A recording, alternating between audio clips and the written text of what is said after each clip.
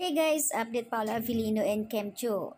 Sa post naman ni Kimi sa kanyang IG story, Get ready with me. Kahapon po dahil nga nagtungo na nga sila sa Los Angeles, California para sa event today. Baka mamaya pa yan kasi syempre araw dito, gabi sa kanila. So ayan, hiling na karamihan ni videographer reveal.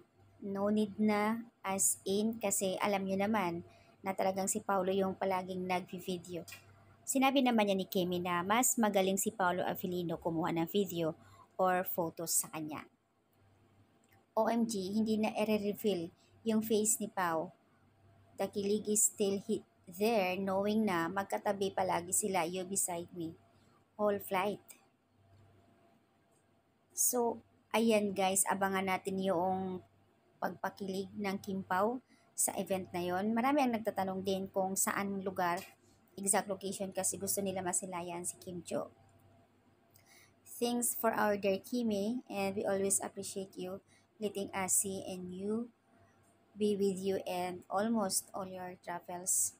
We love you, enjoy and God bless your stay in California. Excited na ako makita ko kayo ni Paulo Avellino. Ay napakagwapa ayon sa iba. Para malaman kung gaano siya kabuti at kabukas sa palad, hindi ako titigil sa pagsasabi nito na dahil buhay ko ay nagkaroon naman ng magandang,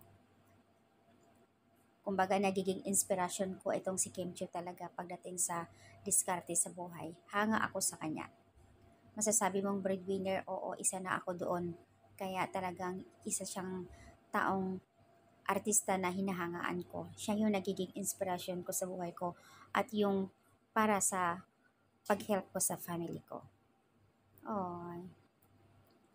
So, ayan ang update guys. Maghapon na, magkatabi sila ni Pau. Ang sweet nga naman.